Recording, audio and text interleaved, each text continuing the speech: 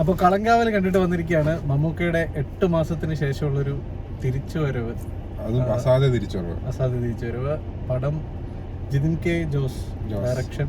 പുള്ളിയുടെ ആദ്യത്തെ പ്രൊജക്റ്റാണ്. ആദ്യം തന്നെ പറയട്ടെ, പടം അടിപൊളി, ഒന്നും പറയാനില്ല. മേക്കിംഗ് ആണെങ്കിലും മ്യൂസിക് ആണെങ്കിലും പിന്നെ അതിലെ എല്ലാ ഡിപ്പാർട്ട്മെന്റുകളും സൂപ്പറായിട്ട് ചെയ്തിട്ടുണ്ട്.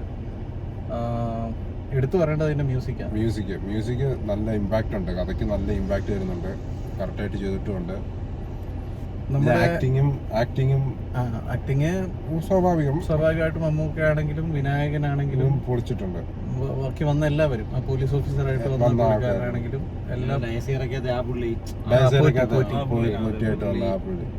എല്ലാവരും നല്ല അഭിനയം. പിന്നെ സിനിമയുടെ ഏറ്റവും എടുത്തു പറയേണ്ട കാര്യം, നമുക്ക് ഭയങ്കര ഗ്രിപ്പിംഗ് ആയിട്ടാണ് കഥ പോകുന്നത്. നമുക്ക് ബോറടിക്കാത്ത രീതിയിൽ അത് ഫുൾ ടൈം ബോറടിക്കാൻ പറ്റുന്ന ഒരുപാട് ചാൻസസ് വരുന്ന ഒരു സ്റ്റോറി ലൈനായിരുന്നു. പക്ഷെ നൈസായിട്ട് പാക്ക് ചെയ്തിട്ടുണ്ട്. പിന്നെ ഡ്യൂറേഷൻ നടന്ന ക്രൈംസ് ആണ്, സീരിയൽ പരിപാടിയാണല്ലോ, സീരിയൽ കില്ലിംഗ് പോലത്തെ പരിപാടിയാണല്ലോ.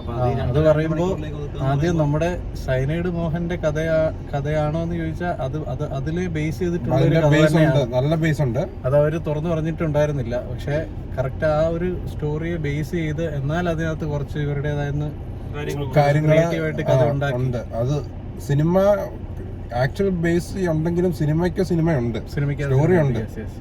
കാരണം അതൊരു ഫസ്റ്റ് ഹാഫിൽ എത്തുമ്പോഴേക്കും ഒരു ഗംഭീര ട്വിസ്റ്റ്, ഇന്റർവെൽ ട്വിസ്റ്റ് ഇട്ട് വന്നുകൊണ്ടിട്ട് നമ്മളെ പിന്നെ സെക്കൻഡ് ഹാഫിൽ എന്ത് സംഭവിക്കും എന്നൊരു ചിന്തയിലാണ് നമ്മൾ ഇന്റർവെല്ലിന് ഇറങ്ങുന്നത്. അതൊരു അടിപൊളി പരിപാടിയായിരുന്നു. കാരണം ഇന്റർവെല്ലിന് ഇറങ്ങി കഴിയുമ്പോൾ എല്ലാവരും ഭയങ്കര ഹൈ ആണ്.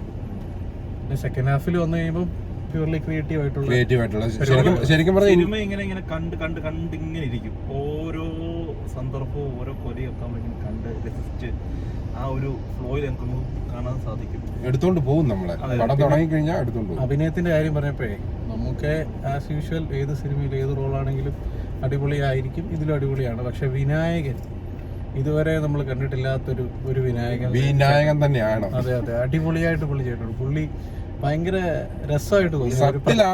സട്ടിലാണ് പക്ഷെ ക്യാരക്ടർ നന്നായിട്ട്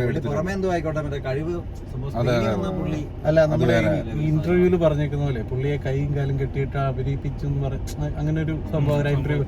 അതുപോലെ തന്നെ അങ്ങനെ പുള്ളി ഭയങ്കര ഒതുങ്ങി നിന്ന് ഒരു നോർമൽ ഒരു പോലീസ് ഓഫീസർ ശൈലിയിൽ കറക്റ്റ് ആയിട്ട് എല്ലാം ചെയ്ത് വെച്ചേക്കുന്നത്. അടിപൊളിയായിട്ട് ചെയ്തിട്ടുണ്ട്. അതാ ക്യാരക്ടർ ഡിമാൻഡ് ചെയ്യുന്നുണ്ട്. അത് തന്നെ പുള്ളി ഡെലിവറും ചെയ്തിട്ടുണ്ട്. അതെ.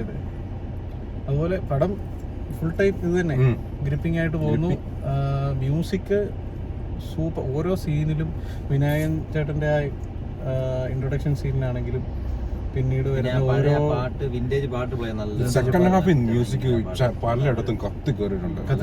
സെക്കൻഡ് ഹാഫ് അല്ല, ഫസ്റ്റ് ഹാഫിലും അടിപൊളിയായിട്ട് നമ്മുടെ ആ ഇന്റർവെൽ ബ്ലോക്കിന്റെ അവിടെ വരുന്ന അതായത് മറ്റേ പുറകിന്ന് വരുന്ന. പിന്നെ എനിക്ക് ഏറ്റവും ഇഷ്ടപ്പെട്ട മമ്മൂട്ടിയുടെ കുറച്ച് പിന്നെ റിങ് വിടുന്നത് അത് ഭയങ്കര ഭംഗിയുണ്ട്.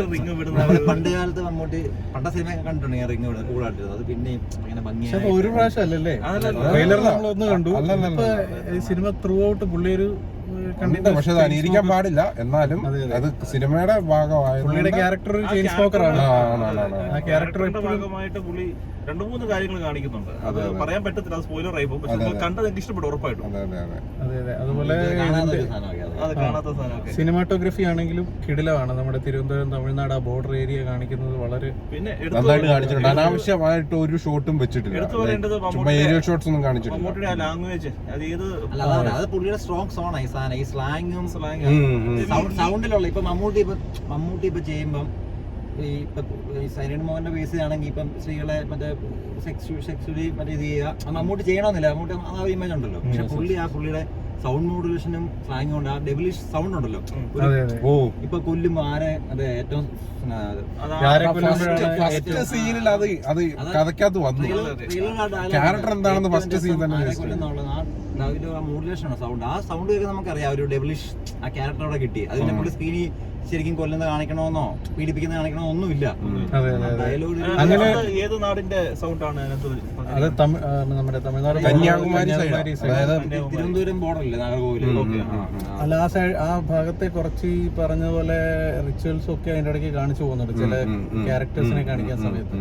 അതുപോലെ തമിഴ്നാട് കാണിക്കുന്നതും വളരെ നന്നായിട്ട് തന്നെ നമ്മളൊരു ആർട്ടിഫിഷ്യാലിറ്റി തോന്നാത്ത പോലെ കറക്റ്റ് അതെ. ആ ഒരു തമിഴ്നാടിന്റെ തിരുവനന്തപുരം സ്ലാങ് പിന്നെ പുള്ളിയുടെ സ്ട്രോങ് സോൺ ആണ്, കാരണം രാജമാണികതൊക്കെ നമ്മൾ കണ്ടിട്ടുള്ളത്. പക്ഷെ അതുമായിട്ട് ഒത്തിരി ഡിഫറെന്റ് ഉണ്ട് ഈ തമിഴ് നിങ്ങളെ വന്ന് ഡയറക്റ്റും കൂടെ വന്നു കഴിഞ്ഞിട്ട് രാജമാണിക്യത്തിൽ കാണുന്ന ഒരു തിരുവനന്തപുരം സ്ലാങ് അല്ല പുള്ളി. അല്ലല്ല അത് തനി തിരുവനന്തപുരം.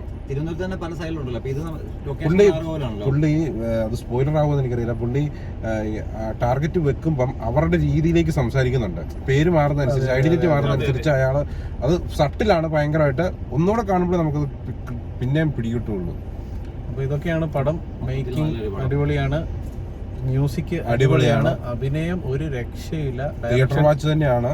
അതെ, ജിതിൻ അതുപോലെ നല്ലൊരു ഡയറക്ടറാണ്. Yes. ഈ രീതിയിലാണെങ്കിൽ പുള്ളി സ്ക്രിപ്റ്റ് റൈറ്റർ ആയിരുന്നു, നല്ല ടോണി. കുറിപ്പിന്റെ ഒക്കെ സ്ക്രിപ്റ്റ് റൈറ്റർ ആയിരുന്നു.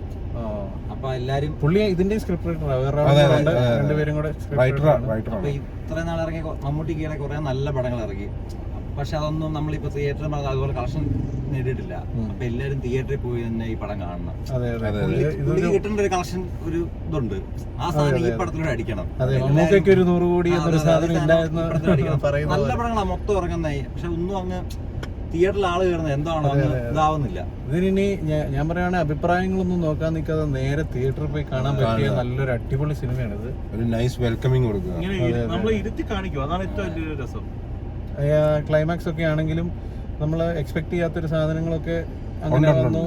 പക്ഷേ അത് ഇന്റർമിഷൻ തൊട്ടേ ഉണ്ട്. ഇന്റർമിഷൻ തൊട്ട് ഈ പറഞ്ഞ പോലെ സൈനൈഡ് മോഹൻ എന്നുള്ളൊരു സംഭവം വിട്ടിട്ട് പിന്നെ അവരുടേതായ ഭാവനയിലുള്ള കുറച്ച് കാര്യങ്ങളൊക്കെ ചേർത്ത് കൂടുതൽ പറഞ്ഞ സ്പോയിലർ ആയി പോകുന്ന പോലെ സംഭവങ്ങൾ കാണിച്ചുകൊണ്ട് വളരെ അടിപൊളിയായിട്ട് സെക്കൻഡ് ഹാഫ് എടുത്തു വെച്ചിട്ടുണ്ട്. അതും ഇത്ര നായകന്മാരെ വെച്ചൊക്കെ ചെയ്ത് നായകന്മാരെ അതെ, എല്ലാവർക്കും കുറച്ചെങ്കിലും സമയമൊക്കെ കൊടുത്ത്, എന്നാൽ അതിനകത്ത് വൾഗറായിട്ടുള്ള ഒരൊറ്റ സീൻ പോലും നമ്മളെ കാണിക്കാണ്ട് ഫാമിലി ആയിട്ട് തിയേറ്ററിൽ പോയി കാണാൻ പറ്റുന്ന ഒരു സിനിമയാണ്. ഇങ്ങനത്തെ പടം ഇഷ്ടമുള്ള ഫാമിലീസ്, ഇങ്ങനെ കാണാൻ ആഗ്രഹമുള്ളവര് പോയി കണ്ടു കഴിഞ്ഞു കഴിഞ്ഞാൽ ഒരു ഇഷ്ടപ്പെടും.